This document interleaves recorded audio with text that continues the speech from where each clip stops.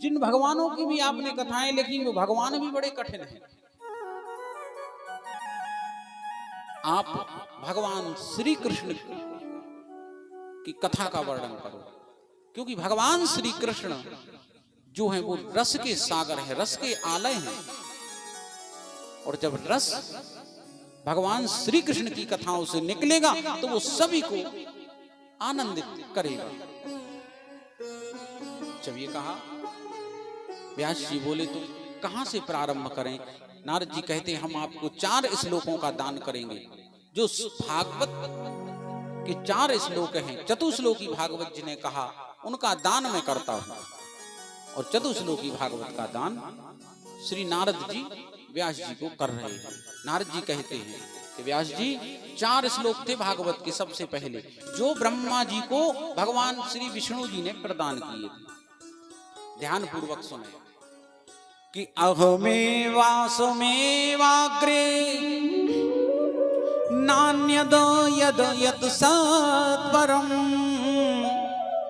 पश्चादहं यदेतच्च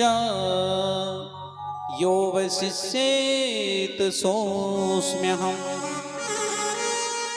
ऋतेर्थं यत् प्रतीयेत न प्रतीयेत चात्मनि तद्विद्यात्वादात्मनो माया यथा भासो यथा तमः यथा महान्ति भूतानि भूतेषु चावचेष्वनो प्रविष्टानि प्रविष्टानि नातेषु नातेष्वहम् एतावदेव जिज्ञास्यं तत्त्वजिज्ञासुनात्मना अन्वयव्यतिरेकाभ्यां यत् स्यात् सर्वत्र सर्वदा यत् स्यात् सर्वत्र सर्वदा। बोली भागवत महापुराण की जय हो। ये 4 श्लोक चतुश्लोकी भागवत। भगवान श्री हरि विष्णु कहते हैं ब्रह्मा जी से, ब्रह्मा जी अहम वास अग्रे, तुम सबसे पहले मैं ही था, मेरा वास था। तदाग्रे, इसके बाद मेरे मन में आया कि मैं अकेला क्यों हूं, 1 से 2 हो जाऊं। तब कमल का फूल उत्पन्न मेरी नाभि पे हुआ, उस पे तुम्हारी उत्पत्ति हुई। इस प्रकार 4 श्लोक का दान दिया नारद जी ने वेद व्यास जी को। भागवत का दान होता है, क्या हुआ? दान हुआ है। भागवत दान की वस्तु है, मोल भाव की नहीं है। कई लोग कहते हैं, बोले महाराज आ रहे हैं भागवत होने, 1 लाख में तय हो गई, बुकिंग हो गई। कितने में भाई? बोले 1 लाख में, 80,000 में बुकिंग भाई। तो अब ठेका होने लगा। ठेके का मतलब वो भागवत अनुष्ठान नहीं, धंधा है। वो धंधा बना दिया, वो धंधा बन ही गया है। अब तो सब भागवत करने का अधिकार केवल विप्र यानी ब्राह्मण, और ब्राह्मण भी बोले जिसका यज्ञोपवीत हुआ है, गायत्री हुई हो, वो ब्राह्मण केवल भागवत कर सकता है, क्योंकि ये 5वां वेद है और वेद पढ़ने का अधिकार ब्राह्मण और उसको यज्ञोपवीत। आजकल तो सब करने लगे, अब तो स्त्रियां भी कर रही, महिलाएं भी अब पीछे नहीं, बोले हम भी भागवत करेंगे। तो वो अनुष्ठान नहीं, वो धंधा, वो व्यापार चल रहा है। अनुष्ठान से कोई दूर दूर तक लेना देना नहीं है। तो भागवत का दान हुआ है, भागवत का ठेका नहीं हुआ है। नारद जी दान दे रहे हैं, तो कभी भी भागवत का मोल भाव नहीं करना चाहिए कि भागवत कितने में होगी। भागवत क्या कितने में होगी? भागवत तब होती है जब आपके पुण्य बलिष्ठ हों। यदि पुण्य बलिष्ठ होंगे तभी भागवत होगी, धन से कुछ नहीं। धनवान तो 1 से 1 पड़े हुए संसार में, तो धन से भागवत नहीं। यदि आपका धर्म है, पुण्य है, तब भागवत की कथा आप कर पाएंगे या करवा पाएंगे। चतुश्लोकी भागवत का दान दिया। वेद व्यास जी ने गणेश जी महाराज का आवाहन किया, और गणेश जी महाराज ने, व्यास जी बोलते गए और गणेश जी लिखते गए। लिखते लिखते उन 4 श्लोकों की व्याख्या 18,000 श्लोकों में पूर्ण हुई और बड़ा ग्रंथ बनकर तैयार हुआ। जिसका नाम श्रीमद् भागवत महापुराण रखा गया। बोलिए भागवत महापुराण की जय। 18,000 श्लोक, 12 स्कंद, 365 अध्याय, महात्म सहित ये सब वर्णित जब हुए, व्यास जी फिर चिंतित हो गए। अब चिंतित क्यों?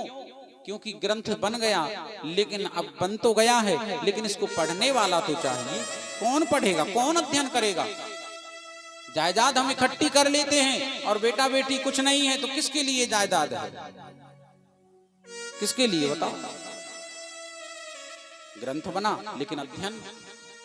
तब नारद जी आए। नारद जी बोले, व्यास जी आपका बेटा किस दिन काम आएगा, उसको बुलाओ। व्यास जी बोले, वो बेटा तो जंगल में समाधि में है। नारद जी बोले, भगवान श्री कृष्ण की लीलाओं में इतना रस है कि कोई भी खिंचा हुआ चला आएगा, कोई भी खिंचा चला आएगा। तो एक काम करो, 2-4 शिष्यों को भागवत के श्लोक रटा दो, और जहां सुखदेव देखें वहीं इन श्लोकों को गाना, और जैसे ही गाएंगे तो सुखदेव दौड़े चले आएंगे।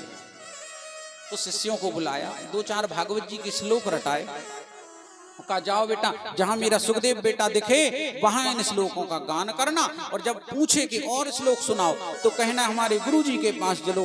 गुरुजी के पास 18,000 श्लोकों का भंडार है। बुच्चे ला गए जंगल में, ढूंढते ढूंढते एक बट वृक्ष के नीचे, दिगंबरम वक्त्र विकीर्ण केशम प्रलम्ब बाहुं स्वरोत्तमा। बोले श्री सुखदेव जी महाराज की जय। दिगंबर रूपधारी श्री सुखदेव महाप्रभु दिख गए। जैसे ही दिखे, एक चेला बोला जय है सुखदेव, दूसरा बोला तो गाओ श्लोक। तो श्लोक गाया। कौन सा श्लोक है? जिसमें भगवान का सौंदर्य है, भगवान का माधुर्य, भगवान कितने सुंदर लग रहे हैं। और श्लोक में व्याख्या की गई है कि बरहा पीड़म नटवर वपुः कर्णयो कर्णिकारं बिभ्रदवासः कनक कपिशं वैजयन्ती च माला वेणोरन्ध्रान् सुधया पूरयन् गोपवृन्दैरं वृन्दारण्यं स्वपदरमणं प्राविशद गीत कीर्ति। भगवान कितने सुंदर हैं। बरहा पेड़म नटवर वपुः, भगवान मैया यशोदा के आंगन में नट की भांति नृत्य कर रहे हैं, नाच रहे हैं। कर्णे हो कर्णिकारम, कानों में सुंदर कुंडल झिलमिला रहे हैं। बिभ्रदवासा कनक कपिशं वैजयन्तीं च माला, सुंदर वैजयंती की माला कंठ में सुशोभित होती हुई। रंध्रान वेणु रधर सुदया, ओंठों से मधुर मधुर वेणु वादन कर रहे, भगवान मुरली बजा रहे हैं। और जब ऐसे भगवान की उस छवि का अवलोकन कराया श्लोक के माध्यम से, तो सुखदेव महाप्रभु जो निर्गुण निराकार निर्विकल्प परब्रह्म की समाधि में लीन थे, और उन्होंने देखा कि भगवान इतने सुंदर हैं। देखा होगा कभी बांके बिहारी, आप लोग गए होंगे वृंदावन, तो बिहारी जी को देखना कितने सुंदर लगते हैं। लेकिन वहां एक पर्दा का सिस्टम चलता है, वो पर्दा चलते ही रहता है हर क्षण। इधर से इधर वो जो गुसाई लोग हैं वो सरकाते रहते हैं, क्योंकि ठाकुर जी बिहारी जी इतने सुंदर हैं कि उन्हें नजर लग जाती है। इसलिए कोई ज्यादा देर तक टकटकी लगाए ना देखे। अगर टकटकी लगाए ज्यादा देर तक देखेगा तो ठाकुर जी को नजर लग जाती है। इसलिए वो पर्दा जो है चलता ही रहता, सरकाते ही रहते वहां के गुसाई। तो भगवान बोले परम सुंदर है। कितने सुंदर? बोले इतने सुंदर हैं कि उनके बराबर कोई सुंदर है नहीं, इसीलिए उनको पूर्ण कहा गया है। परमात्मा को पूर्ण की उपाधि दी। बाकी कोई पूर्ण नहीं है सिवाय बिहारी जी के, कोई पूर्ण नहीं है, कोई ना कोई कमी रहती है। कोई कितना सुंदर हो लेकिन एक ना एक कमी उसमें अवश्य होगी, लेकिन भगवान में बोले कोई कमी नहीं है। अरे श्याम सपनों में आता क्यों नहीं, श्याम सपनों में, श्याम सपनों में आता क्यों नहीं। वो प्यारी सूरत, आप लोग सभी तालियों की सेवा देंगे। वो प्यारी सूरत दिखाता क्यों नहीं श्याम, सूरत दिखाता क्यों नहीं श्याम, सपनों में आता क्यों नहीं।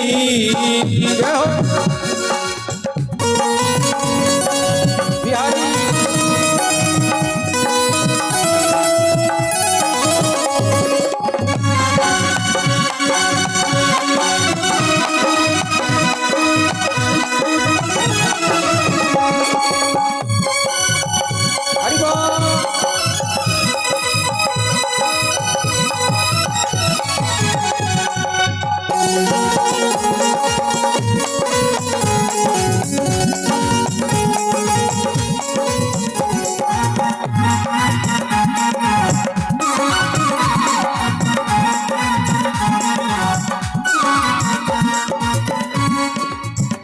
मेरा दिल तो दीवाना हो गया, मेरा दिल तो दीवाना हो गया, मेरा दिल तो दीवाना हो गया, मेरा दिल तो दीवाना हो गया, मेरा दिल तो दीवाना हो गया, मेरा दिल तो दीवाना हो गया। मुझे सूरत दिखाता क्यों नहीं श्याम, सपनों में आता क्यों नहीं श्याम, सपनों में आता क्यों नहीं।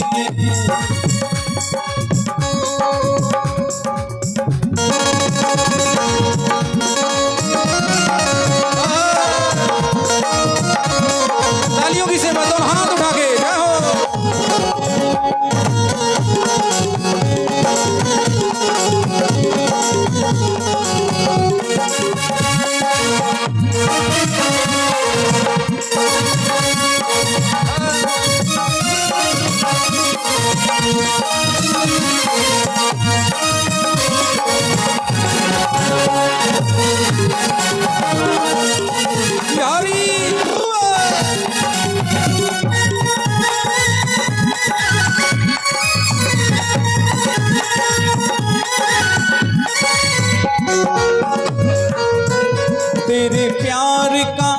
तेरे प्यार का आधा पागल हूँ, तेरे प्यार का आधा पागल हूँ, तेरे प्यार का आधा पागल हूँ, तेरे प्यार का आधा पागल हूँ, पूरा पागल। महाराज उठाइए दोनों हाथ, कौन कौन पूरा पागल होगा? हम तो पूरे पागल हैं। आप लोग कौन कौन पागल है? हाथ उठाओ, हाथ उठाइए दोनों हाथ। पूरा पागल बनाता क्यों नहीं श्याम, सपनों में आता क्यों नहीं श्याम, सपनों में आता क्यों नहीं।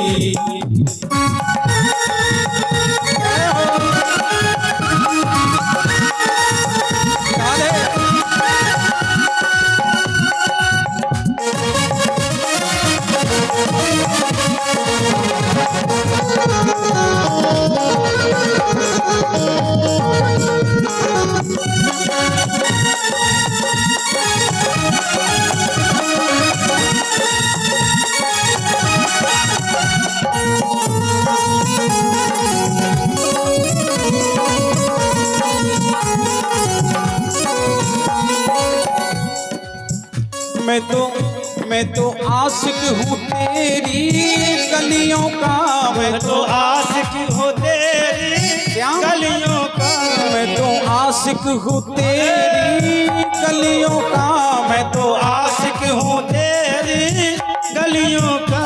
वृंदावन वृंदावन बुलाता क्यों नहीं श्याम, बुलाता क्यों नहीं श्याम, सपनों में आता क्यों नहीं श्याम, सपनों में आता क्यों नहीं श्याम, सपनों में आता क्यों नहीं श्याम, सपनों सपनों में आता क्यों नहीं जाऊं सपनों में आता क्यों नहीं। बोल बाके बिहारी लाल की जय जय श्री राधे। इस भजन पर प्रसन्न होकर के 200 रुपए गुप्त दान प्राप्त हुए हैं। श्रीमद् भागवत कथा उनकी मन की मनोकामना पूर्ण करे। जय श्री राधे, जय श्री राधे। जोरदार ताली बजाकर अभिवादन करें। भगवान समस्त दानदाताओं के भंडार को सदैव भरे रखें। सूत जी महाराज सौनकादि ऋषियों से कह रहे हैं, ऋषियों जब ये श्लोक सुनाया, भगवान का माधुर्य, भगवान का सौंदर्य, भगवान कितने सुंदर, तुरंत समाधि खुल गई। कहने लगे भैया और श्लोक सुनाओ, एकाध और श्लोक को सुनाओ। चेला बोले भैया हमारे पास तो यही श्लोक था एक, गुरुजी ने यही सिखाया है। यदि तुम जानना चाहते हो और श्लोक सुनना चाहते हो, हमारे गुरुजी के पास चलो। हमारे गुरुजी के पास ऐसे 18,000 श्लोक हैं। सुखदेव जी मन में सोचने लगे, होंगे इनके कोई गुरु और होगा कोई ऐसा सगुण साकार वाला भगवान, हमें क्या, हम तो निराकार में ही मस्त हैं। और फिर से समाधि में बैठे, समाधि लग गई। जैसी चेलाओं ने देखा ये तो समाधि में फिर चले गए। तो दूसरा श्लोक सुनाया। दूसरे श्लोक में भगवान की करुणा, भगवान की भक्त वत्सलता, भगवान की कृपा, भगवान कितने दयालु हैं, कितने कृपालु हैं, उस दूसरे श्लोक में उन चेलाओं ने गाया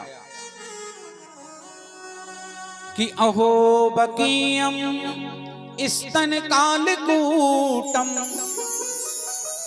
जिघांसया पाय यदाप्यसाध्वी लेभे गतिं धातृचितां ततोऽन्यं कंबा दयालुं शरणं व्रजेम। बोले भक्त वत्सल भगवान की जय। भगवान कितने कृपालु हैं।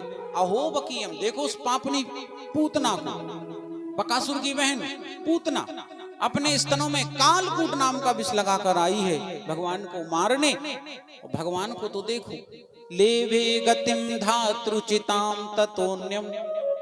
अरे जो गति माँ की प्रथम देवकी और यशोदा को मिलनी थी, वो गति उस पापनी पूतना का स्तनपान करके भगवान ने उसको प्रदान करी। माँ की गति दी पूतना के लिए, उनके बराबर कंबा दयालु शरणम ब्रजेमा। इस ब्रज में उनके बराबर दयालु कृपालु और कौन है। बोल कृष्ण कन्हैया लाल की जय। कि कृपा की न होती जो आदत तुम्हारी, तो सुनी ही रहती अदालत तुम्हारी। जो तीनों के दिल में दया तुम न पाते, तो किस दिल में होती इबादत तुम्हारी। भगवान कृपा के सागर हैं, दयालु। और जब ये श्लोक सुना, तुरंत खड़े हो गए सुखदेव जी। बोले भैया अपने गुरु जी के पास लेके चलो। दौड़ करके आए उन चेलाओं के साथ सुखदेव महाप्रभु और व्यास जी के पास पहुंचे। और व्यास जी ने जब अपने बेटे को पुनः देखा तो हृदय द्रवित हो गया, नेत्रों से आंसुओं की धार निकल पड़ी। भगवान श्री कृष्ण की लीला, भगवान श्री कृष्ण की कृपा उनके श्लोकों में इतनी है कि एक खोया हुआ बेटा जो कभी नहीं लौटता, वो आज भागवत की कृपा, उन श्लोकों की, उसकी कृपा से वो वापस आ गया। एक खोया हुआ पुत्र पिता को मिला, छाती से लगा लिया अपने बेटे को। धन्य है भागवत और धन्य है भगवान श्री कृष्ण की लीलाएं। छाती से लगाया, तुरंत 4 अंगुल की कोपीन पहनाई। कोपीन माने लंगोटी। क्योंकि भागवत वेद अध्ययन दिगंबर नहीं कर सकते। दिगंबर यानी जो नागा होते हैं, वो भागवत की कथा नहीं अध्ययन कर सकते। वो पुराण वेद अध्ययन का अधिकार नहीं है जो नागा है, दिगंबर। तो 4 अंगुल की कोपी लंगोटी पहनाई। लंगोटी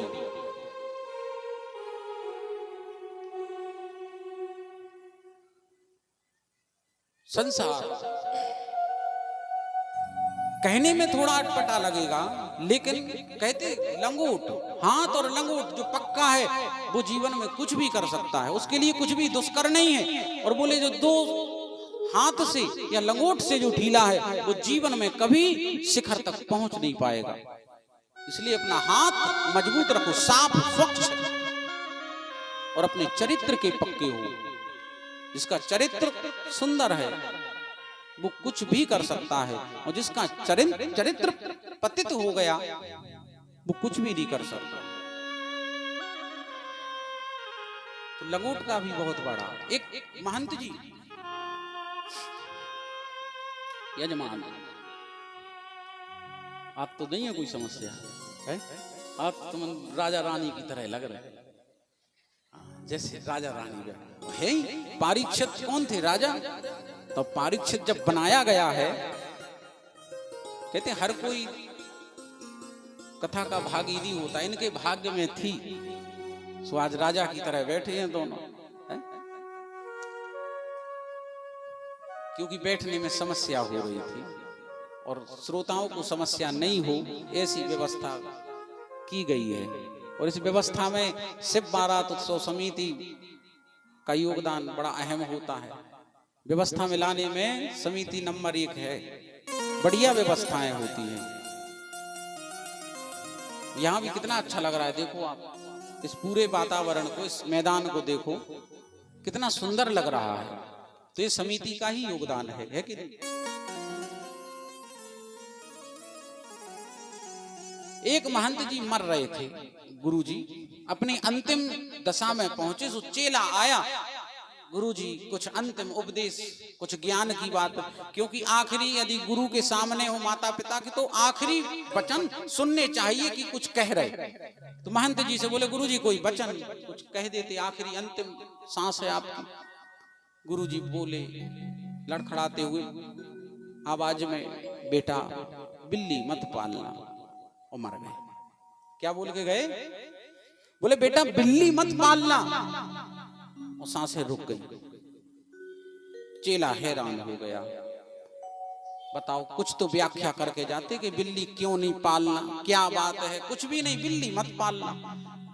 गुरुजी का दाह संस्कार आदि हुआ, इसके बाद में वो चारों तरफ भटका, पूरे जितने भी सोशल मीडिया प्लेटफॉर्म थे उन पे सर्च किया कि बिल्ली पालना, गूगल पे भी देखा, वही नहीं मिला, साधु संतों से कोई नहीं बताया कि गुरुजी ऐसा क्यों बोल के गए कि बिल्ली मत पालना।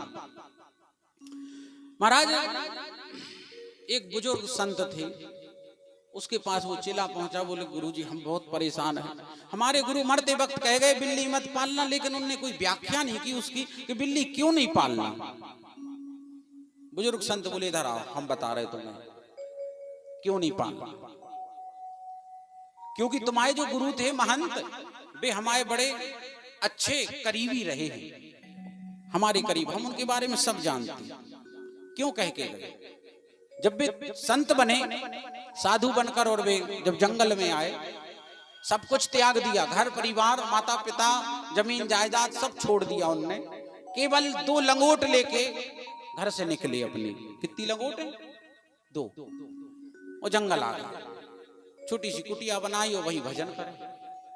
लेकिन महाराज जैसे ही वे स्नान करें, स्नान के बाद में वो लंगोट सूखने डालें, तो जैसे ही सूखने डालें तो रात में 2-4 चूहा आए, उनकी लंगोट को कुतर दी। जैसे ही लंगोट को कुतरे वो फट जाए लंगोट। बड़े परेशान, काहे से परेशान है? लंगोट से। और तो सब ठीक है, लेकिन लंगोट से परेशान, फट जाए। रोज का काम था, पास में ही गांव था, कुछ गांव वाले आए, बोले एक काम करो महंत जी, इससे एक ही प्रकार से छुटकारा मिल सकता है। कैसे? बोले तुम बिल्ली पाल लो, तुम बिल्ली पालो, चूहों से छुटकारा मिल जाएगा। ठीक है, सो महंत जी ने बिल्ली पाल ली। बेटा तुम्हारे गुरु जी ने बिल्ली पाली। अब बिल्ली पाल ली, रात में बिल्ली चूहों को खा जाए। जैसे चूहा लंगोट के पास आए तो चूहों को खा ले। अब चूहा खा ले, लेकिन जैसे ही सवेरा हो तो बिल्ली तन के खड़ी हो जाए सामने गुरुजी के। गुरुजी दूध। अब भाई उसको भी कुछ चाहिए कि नहीं, दिन में रात में तो चूहे खा के पेट भर, दिन में क्या करे? तो बोले गुरुजी दूध चाहिए, नहीं तो अल्टीमेटम दे, चेतावनी दे, अगर गुरुजी को दूध नहीं दिया तो मैं चली जाऊंगी और कहीं और किसी के यहाँ रहने लगूंगी। गुरुजी दूध। अब महंत जी को बड़े झंझट लगे, बताओ लंगोट बचावे के चक्कर में बिलैया पाली, अब बिल्ली कह रही दूध। गांव वाले आए, बोले महंत जी एक काम क्यों नहीं करते, बिल्ली को दूध चाहिए रोज रोज, कब तक गांव वाले देंगे?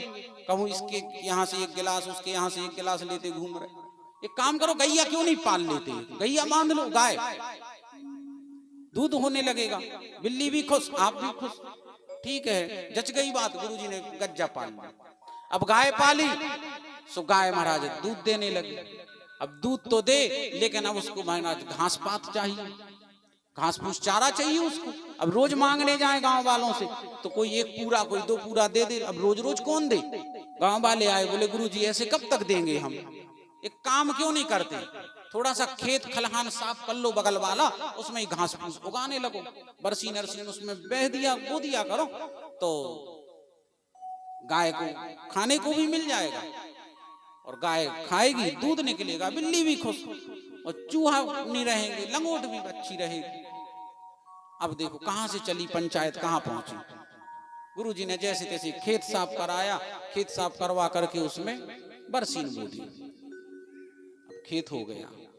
लेकिन अब गुरुजी का सारा झंझट उसमें ही, रोज सवेरे उठो, बरसीन काट पे जाओ, फिर उसका कटिया करो, फिर गाय को डालो, फिर गाय से दूध लगाओ, दूध लगा के बिल्ली को पिला, कितना सारा झंझट हो गया जीवन में, काय के चक्कर में, उस लंगोट के चक्कर में।